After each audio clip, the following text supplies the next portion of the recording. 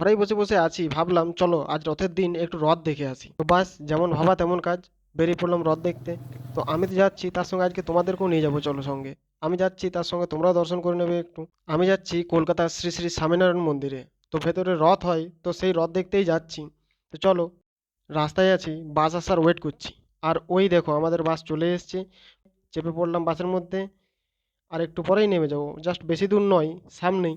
এখানে আমরা বাস থেকে নেমে মন্দিরের মধ্যে প্রবেশ করছি, আর তোমরা দেখতেই পাচ্ছ মন্দিরের ভিউটা জাস্ট অসাধারণ। এটা হলো কলকাতার বিখ্যাত শ্রী শ্রী স্বামীনারায়ণ মন্দির। মন্দিরটা জাস্ট অপূর্ব দেখতে। বাইরের থেকে তোমরা ভিউটা জাস্ট দেখো মন্দিরটার, জাস্ট দেখে মনে হবে যেন রাম মন্দিরে চলে এসেছি। তোমরা মন্দিরের সামনের ভিউটা দেখো একবার, জাস্ট অসাধারণ। মানে ঢুকতে ঢুকতেই সামনে সবুজে ঘেরা একটা মাঠ, পাশে বাচ্চাদের খেলাধুলার জিনিসপত্র সব রয়েছে।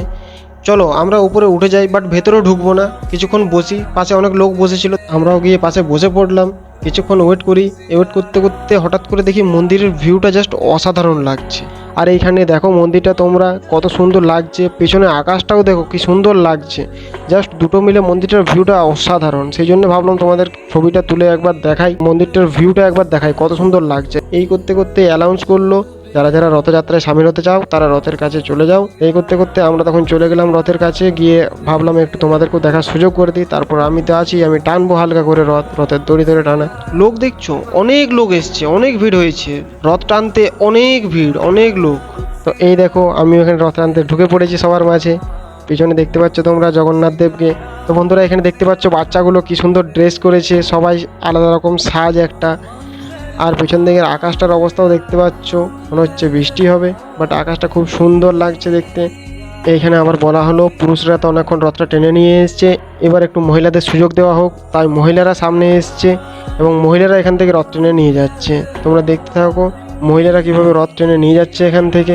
জাস্ট অসাধারণ ব্যাপার রথ টানা।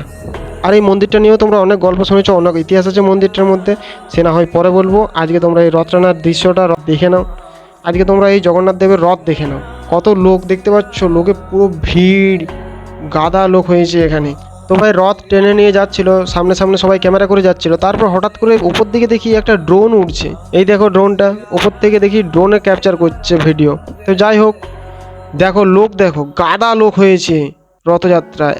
এক তো রবিবার, দ্বিতীয়ত হচ্ছে রথযাত্রা। আগের বার এখানে এসেছিলাম, রাত হয়ে গেছিলো আসতে, একটু রথ টানা দেখতে পাইনি আমরা, কিন্তু সেবারও ভিড়টা অনেক ছিল। কিন্তু এইবারে পড়ে গেছে রবিবার প্লাস রথের দিন, জাস্ট অনেক ভিড়।